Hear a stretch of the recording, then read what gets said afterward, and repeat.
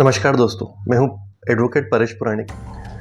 दोस्तों, सच छुपाया तो था, लेकिन सच सामने आ गया। नौकरी मिली तो थी झूठ से, लेकिन कानून ने सब मिटा दिया। दरअसल एक पुलिस कांस्टेबल 2 बार मेडिकली अनफिट होने के बाद भी वापस जॉब को हासिल कर लेता है। लेकिन फिर आता है सुप्रीम कोर्ट का फाइनल ट्विस्ट। क्या सिर्फ एक छुपाई हुई मेडिकल कंडीशन आपका पूरा करियर ख़त्म कर सकती है? आज इसी के ऊपर एक सुप्रीम कोर्ट का लेटेस्ट जजमेंट है, जिसको हम डिस्कस करने वाले हैं आप लोगों के साथ। दरअसल ये कहानी शुरू होती है 2005 से। यहाँ यूपी पुलिस कांस्टेबल रिक्रूटमेंट चल रहा होता है। 51 बोर्ड्स होते हैं, हज़ारों कैंडिडेट्स होते हैं जो उसमें अप्लाई करते हैं, और उन्हीं में से एक होता है अजय कुमार मलिक। दरअसल सब कुछ नॉर्मल चल रहा था, तभी 2007 में कुछ कंप्लेंट्स आई मास इरेगुलरिटीज़ की। बहुत बड़े लेवल पर कुछ विसंगतियाँ पाई गई। यहाँ पर इन्वेस्टिगेशन हुई और फिर एक शॉकिंग बात सामने आई। दरअसल कुछ कैंडिडेट्स ऐसे थे जो मेडिकली अनफिट थे, और अजय कुमार मलिक, जिनका भी मैंने ऊपर जिक्र किया था, वो भी उन्हीं में से एक थे। उनका टेस्ट हुआ और रिजल्ट जो आया उसमें नॉक नी डिफॉर्मिटी सामने आई, यानी टेढ़े घुटने की प्रॉब्लम उसमें सामने आई। ये अपने आप में डिफॉर्मिटी होती है, और पुलिस जॉब के लिए ये सीधा सीधा आपको डिस्क्वालीफाई कर देती है। उसका अपॉइंटमेंट कैंसिल हो गया, जो कि हो ही जाना था इतनी बड़ी डिफॉर्मिटी सामने आने के बाद। अब लोअर लेवल एक्शन शुरू होता है। डिपार्टमेंटल लेवल पर मलिक जो है इसको चैलेंज भी करता है, लेकिन वहाँ पर जो पैनल होती है वो बोलती है कि आप दोबारा मेडिकल टेस्ट कराइए। और जब दोबारा टेस्ट होता है तो वापस से रिजल्ट सेम ही आता है, वो मेडिकली अनफिट पाया जाता है। मतलब यहाँ पर बिल्कुल क्लियर था कि वो ही वॉज नेवर एलिजिबल, वो कभी एलिजिबल था ही नहीं इस जॉब के लिए। अब जब ये मैटर हाई कोर्ट में जाता है तो वहाँ पर पैरेलल एक और केस चल रहा था मास कैंसिलेशन का, जितने भी अपॉइंटमेंट्स हुए हैं। तो वहाँ पर कोर्ट का ये कहना था कि चूंकि टेंटेड और अनटेंटेड जितने भी कैंडिडेट्स हैं इनको आप सेग्रीगेट करो और उनकी डिटेल्स हमको दो। अब इस कन्फ्यूजन में क्या होता है, कुछ लोग प्रोविजनली उनका जॉब रिस्टोर हो जाता है। तो मलिक वहाँ पर ये आर्ग्यूमेंट देता है कि चूंकि कुछ लोगों को ये बेनिफिट दिया जा रहा है तो मुझे भी मिलना चाहिए। और 2013 में इसी आर्ग्यूमेंट के ऊपर उसकी जो जॉब कैंसिल हो गई थी उसका रीइंस्टेटमेंट हो जाता है। लेकिन आगे चलकर इसमें एक ट्विस्ट आता है। डिपार्टमेंटल इंक्वायरी होती है, और वहाँ पर स्टेट को जब पता चलता है कि मलिक ने अपना जो मेडिकल अनफिटनेस का जो सर्टिफिकेट है, या उसको जो मेडिकली वो अनफिट है, इस बात को उसने कभी डिस्क्लोज ही नहीं किया है डिपार्टमेंट के सामने, और सिर्फ दूसरों को जिस बेसिस के ऊपर जॉब प्रोविजनली वापस मिल गई थी उसी आर्ग्यूमेंट के बेसिस पर वो अपनी जॉब हासिल कर लेता है। डिपार्टमेंट वापस इंक्वायरी करता है और उसके ऊपर मटेरियल इन्फॉर्मेशन को कंसील करने, सप्रेस करने और रिप्रेजेंटेशन ऑफ फैक्ट्स के चार्जेस लगाकर उसको 2017 में वापस से टर्मिनेट कर देता है उसकी जॉब से। अब वो इस मैटर को लेकर जाता है सर्विस ट्रिब्यूनल में।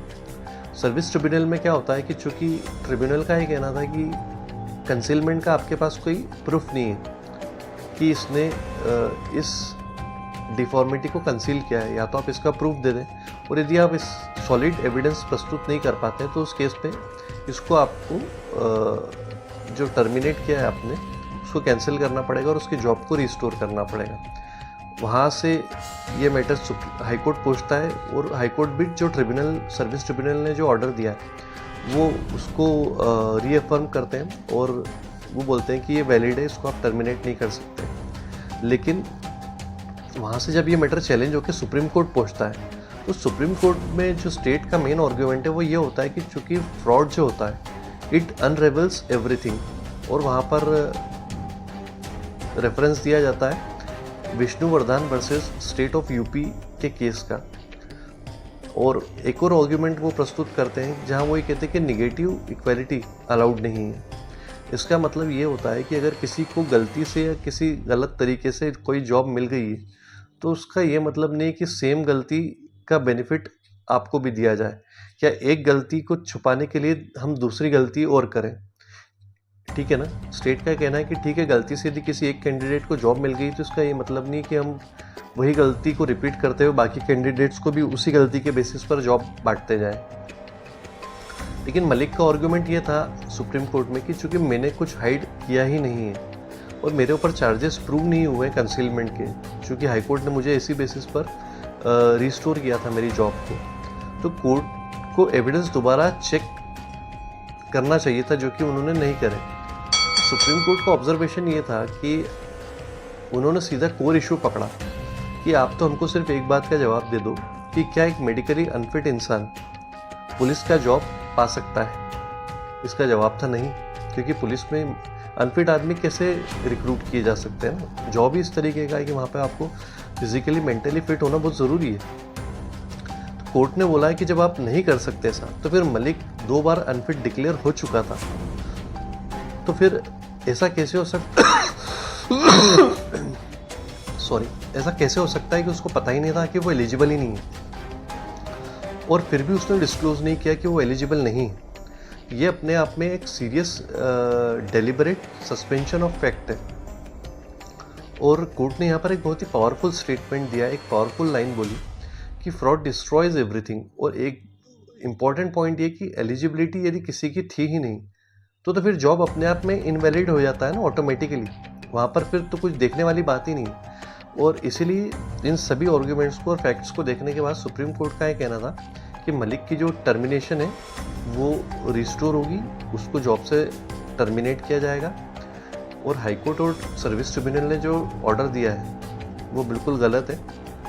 उन्होंने इन फंडामेंटल्स को इग्नोर किया है और इसीलिए यहाँ पे इसका जॉब टर्मिनेट किया जाता है, क्योंकि वो एलिजिबल ही नहीं है और मेडिकली फिट नहीं है।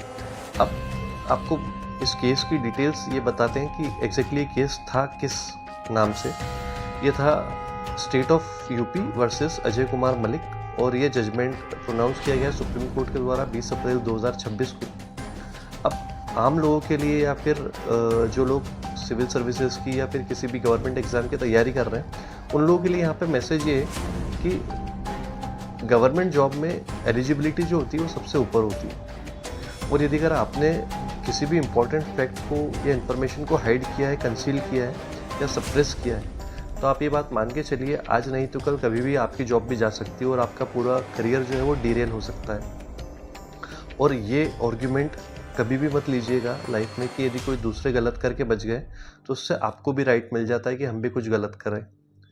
ठीक है, तो अगर सिस्टम गलती से आपको जॉब दे दे तो क्या आपको वो रखने का हक है? इस बात का उत्तर आप कमेंट बॉक्स में मुझे ज़रूर दीजिएगा, मैं जानने के लिए इंटरेस्टेड रहूँगा। और यदि वो सच सामने आ जाता है, गलती से आपने कोई फैक्ट छुपाकर जॉब हासिल कर भी ली और जब वो सामने आता है, तो क्या वो सामने आते से ही आपका सब कुछ ख़त्म हो जाना चाहिए या आपको भी कोई रिलीफ मिलना चाहिए? वैसे आपको बता दें, इस सुप्रीम कोर्ट ने उसका जॉब तो डेफिनेटली टर्मिनेट कर दिया, लेकिन वहाँ पर कुछ इम्पोर्टेंट 1-2 रिलीफ उस कंटेस्टेंट को दिए हैं। वो ये कि उसकी जो भी सैलरी अभी तक उसने उस जॉब से ली थी वो रिकवर नहीं की जाएगी, और यदि कोई सैलरी उसकी जब तक वो जॉब में था वो यदि कोई अक्रूड है बट उसका पेमेंट नहीं हुआ, तो वो आप उसको डेट ऑफ टर्मिनेशन तक की सैलरी तो आप उसको विद इंटरेस्ट पे कर सकते हैं या पे करना ही पड़ेगी आपको। तो उम्मीद करते हैं आपको आज का ये जजमेंट और एनालिसिस पसंद आया होगा, और इस तरीके के और लेटेस्ट सुप्रीम कोर्ट जजमेंट्स या हाई कोर्ट जजमेंट्स को जानने समझने के लिए और लॉ का नॉलेज बढ़ाने के लिए आप इस चैनल के साथ जुड़े रह सकते हैं। Thank you.